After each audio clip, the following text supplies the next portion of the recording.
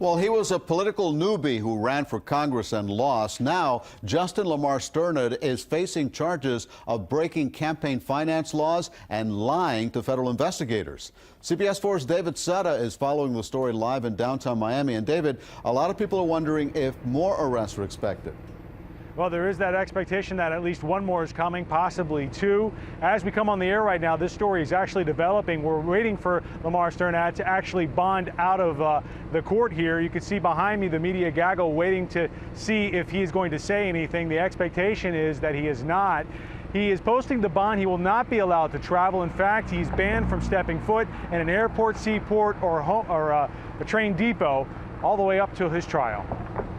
Lamar Sternad, once a candidate for Congress, now posting bond in federal court on charges of campaign finance violations. Saying about as much as a plan, Sternad let his attorney do the talking, if you can call it that. I can't comment on that.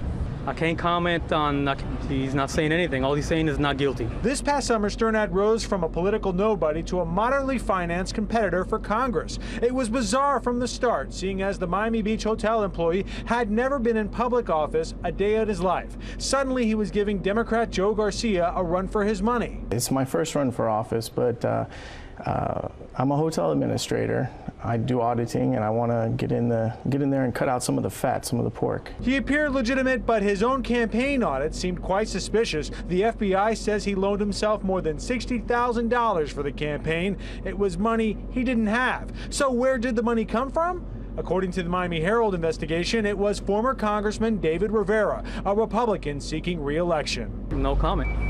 Sternad and his attorney wouldn't even say Rivera's name today. The money allegedly came in illegal campaign contributions to Sternad's campaign manager, a good friend of Rivera. When it all fell apart, Rivera lost re-election to Garcia, and that campaign manager, she disappeared. Randomly, her attorney, though, showed up today and said equally nothing.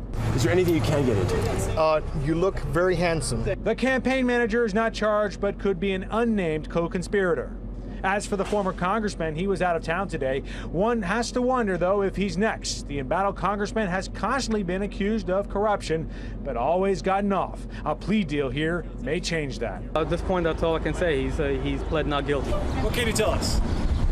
It's a nice day. Well, it was a nice day. He's right about that. If convicted, Sternad is looking at up to 5 years in prison, a fine of $750,000. There is a good possibility, though, he takes some sort of plea deal. We're live in downtown Miami. David Sutta, CBS.